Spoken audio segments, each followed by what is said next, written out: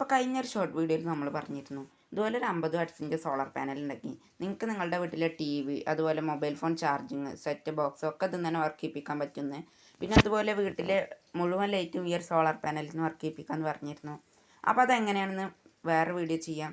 അപ്പോൾ ഇന്ന് നമ്മൾ എങ്ങനെയാണ് TV മൊബൈൽ ചാർജിങ് ഒക്കെ ചെയ്യാൻ നോക്കാം. അപ്പോൾ അതിനായിട്ട് ഞാനിവിടെ എടുത്തിട്ടുള്ളത് ഒരു DC to AC കൺവേർട്ടറാണ്. ഇതൊരു 200 വാട്ട്സിൻ്റെ കൺവേർട്ടറാണ്. ഇതിന് ഏകദേശം ഒരു 500 രൂപയാണ് ആയിട്ടുള്ളത്. അപ്പോൾ ഇത് ഞാൻ ഫ്ലിപ്കാർട്ടിൽ നിന്നാണ് വാങ്ങിയിട്ടുള്ളത്.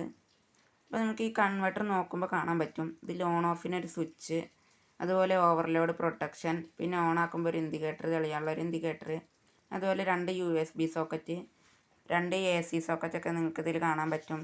പിന്നെ അതുപോലെ ഇൻപുട്ട് കൊടുക്കാൻ 2 വയറും കാണാൻ പറ്റും. അപ്പോൾ ഇനി ഇതെങ്ങനെയാണ് ബാറ്ററിയിലേക്ക് കണക്ട് ചെയ്യേണ്ടത്, ഇതിന്ന് എങ്ങനെയാണ് ഉപകരണങ്ങൾ വർക്ക് ചെയ്യിപ്പിക്കുക എന്നൊക്കെ നമുക്ക് നോക്കാം. അപ്പോൾ അതിനായിട്ട് ഞാനിവിടെ ഒരു 12 വോൾട്ടിൻ്റെ ഒരു ബാറ്ററിയാണ് എടുത്തിട്ടുള്ളത്. ഇതൊരു കാറിൻ്റെ പഴയ ബാറ്ററിയാണ് കേട്ടോ. അപ്പോൾ ഇതിൽ ബാറ്ററിയിൽ കണക്ട് ചെയ്യുമ്പോൾ നമുക്ക് കാണാൻ പറ്റും ഒരു ഇൻഡിക്കേറ്റർ തെളിഞ്ഞിട്ടുണ്ട് കൺവേർട്ടറിന്. അപ്പോൾ ഇതാ ഈ ഒരു ഇൻഡിക്കേറ്റർ ഇതുമ്പോൾ തെളിഞ്ഞിട്ടുണ്ട്. ഇനി നമുക്കിതിൽ ജസ്റ്റ് ഒരു USB ലൈറ്റ് ഒന്ന് കണക്ട് ചെയ്ത് നോക്കാം. അപ്പോൾ ഇതാ ലൈറ്റ് നല്ല രീതിക്ക് പ്രകാശിക്കുന്നുണ്ട്. ഇനി ഇതുപോലെ മറ്റേ USB സോക്കറ്റിൽ നമുക്കൊന്ന് കണക്ട് ചെയ്ത് നോക്കാം. അപ്പോൾ 2 USB സോക്കറ്റും വർക്കിംഗ് ആണ്. ലൈറ്റ് നല്ല രീതിക്ക് പ്രകാശിക്കുന്നുണ്ട്. ഇനി നമ്മളിതിലൊരു 60 വാട്ട്സിൻ്റെ സാധാരണ ബൾബാണ് കണക്ട് ചെയ്ത് നോക്കാൻ പോകുന്നത്. അപ്പോൾ ഈ ഒരു ബൾബാണ് നമ്മളിതിൽ കണക്ട് ചെയ്ത് നോക്കാൻ പോകുന്നത്. അപ്പോൾ ഇതൊരു 60 വാട്ട്സിൻ്റെ ബൾബാണ്. അപ്പോൾ ഇത് ഒരു ബൾബ് ഹോൾഡറിലേക്ക് ഇട്ടതിന് ശേഷം ഈ കൺവേർട്ടറിൻ്റെ സ്വിച്ച് ഒന്ന് ഓഫ് ചെയ്യാം. എന്നിട്ട് ഈ AC സോക്കറ്റിക്ക് ഇതൊന്ന് കണക്ട് ചെയ്ത് കൊടുക്കാം.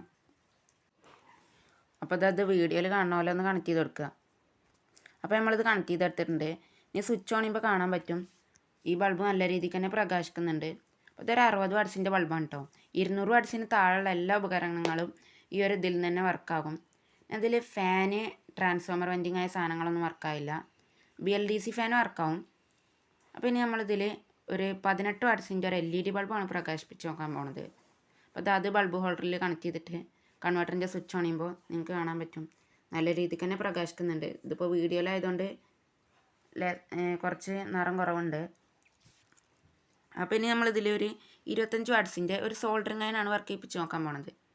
അപ്പോൾ ഈ ഒരു സോൾഡറിങ് അയനാണ് ഞാൻ ഇതിന്ന് വർക്ക് ചെയ്യിപ്പിച്ച് നോക്കാൻ പോണത്. അപ്പോൾ ഇത് കൺവേർട്ടറിൻ്റെ AC സോക്കറ്റിലേക്കൊന്ന് കണക്ട് ചെയ്ത് കൊടുക്കാം.